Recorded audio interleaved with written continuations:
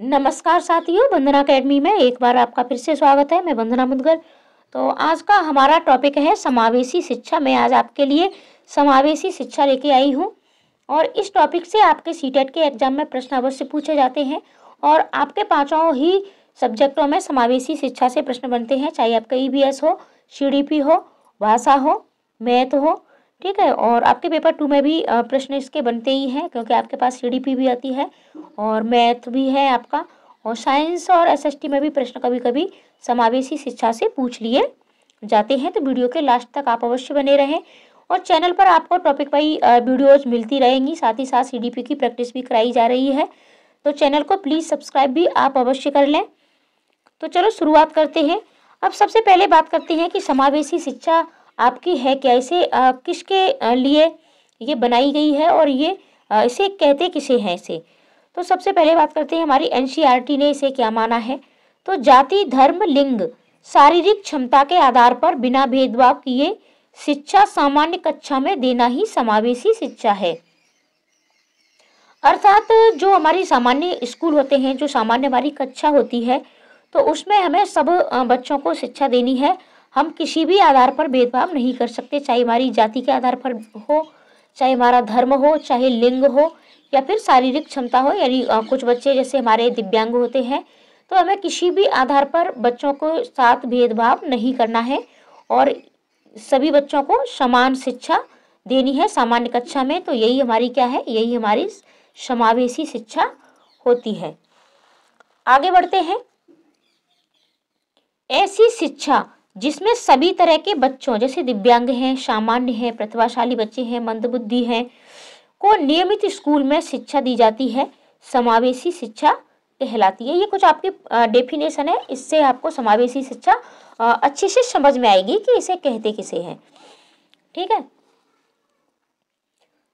समावेशी शिक्षा वे शिक्षा है जिसके अंतर्गत विशेष क्षमता वाले बालकों को सामान्य बालकों के, ठीक है, सामान्य बालकों के साथ ही विद्यालय में एक ही कक्षा में एक साथ शिक्षा प्रदान की जाए। यानी जो विशिष्ट बालक होते हैं, और विशिष्ट बालक पर वीडियो आपको सेकंड वीडियो मिलेगी, ये भी आपके समावेशी शिक्षा में ही आते हैं।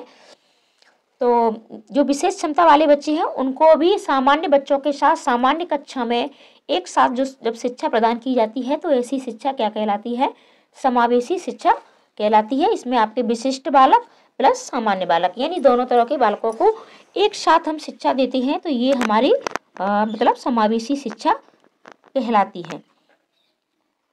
आगे बढ़ते हैं।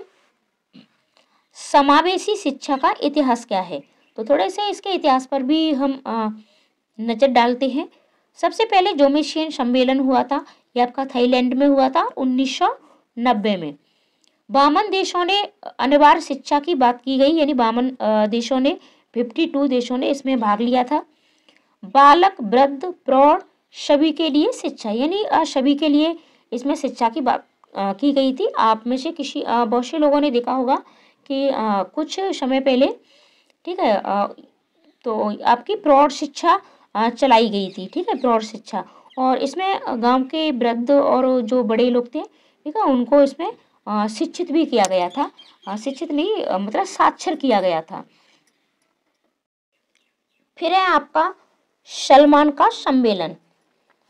तो ये आपका स्पेन में हुआ था और स्पेन का एक शहर था सलमान का, और ये सम्मेलन 1994 में हुआ था। 52 देशों ने इसमें भाग लिया और 25 अंतर्राष्ट्रीय शैक्षिक संस्थानों ने भी इसमें भाग लिया। इसका विषय क्या था, थीम क्या थी इसकी, तो इसकी थीम थी विशेष आवश्यकता वाले विशिष्ट बालकों के लिए शिक्षा, सुलभता एवं समानता। यानी जो विशेष आवश्यकता वाले जो विशिष्ट बालक हैं, तो उनके लिए शिक्षा कैसी हो, सुलभ हो और समान हो। फिर आपका हुआ था इंडोनेशिया सम्मेलन, और ये 2000 में हुआ था। समावेशी शिक्षा पर 6 सूत्रीय कार्यक्रम, और 2015 तक पूरी दुनिया को समावेशी शिक्षा देने का संकल्प। अब बात करते हैं समावेशी शिक्षा की आवश्यकता क्या है। सामान्य मानसिक विकास के लिए, सामाजिक एकीकरण के लिए, शैक्षिक एकीकरण के लिए, दूरियां मिटाने के लिए और समानता के लिए। यानी समावेशी शिक्षा की जो आवश्यकता है कि जो सामान्य मानसिक विकास है, यानी सबका जो मानसिक विकास है तो सामान्य होना चाहिए, यानी एक साथ होना चाहिए, और सामाजिक एकीकरण भी होना चाहिए। समाज के एकीकरण के साथ साथ शैक्षिक एकीकरण भी होना चाहिए, और इससे दूरियां भी मिटती हैं और समानता आती है। ठीक है, समावेशी शिक्षा के उद्देश्य क्या है? आत्मनिर्भरता की भावना उत्पन्न करना, यानी जो विशिष्ट बालक हैं तो उनमें भी आत्मनिर्भरता की भावना उत्पन्न हो जाए, और हीन भावना को दूर करना, यानी बच्चों में अपने आप में हीन भावना आ जाती है कि हम कुछ नहीं कर सकते, हम इनसे अलग हैं। ठीक है, जो भी विशिष्ट बालक होते हैं, विशिष्ट बालकों पर हम जल्दी ही वीडियो लेके आएंगे। सभी वर्गों में जागरूकता लाना, प्रजातांत्रिक मूल्यों का विकास करना। बालक जिनके लिए समावेशी शिक्षा है, तो समावेशी शिक्षा किसके लिए है?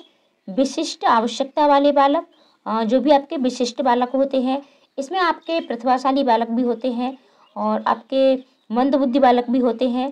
ठीक है, नकारात्मक प्रवृत्ति वाले, इसमें हिंसात्मक बालक आते हैं, आपके चोरी करने वाले बालक आते हैं, झूठ बोलने वाले बालक आते हैं। पाठ्यक्रम के कारण पिछड़े बालक, कुछ बच्चे क्या होते हैं कि उनका पाठ्यक्रम पूरा नहीं हो पाता है किसी कारणवश, जैसे वो बीमार हो जाते हैं या फिर उनके घर में कोई प्रॉब्लम आ जाती है और वो क्लासें नहीं ले पाते हैं। और ये पिछड़ापन बहुत तरीके का होता है, मनोसामाजिक भी होता है, यानी सामाजिक पिछड़ापन भी होता है, कुछ बच्चों में आर्थिक पिछड़ापन भी होता है।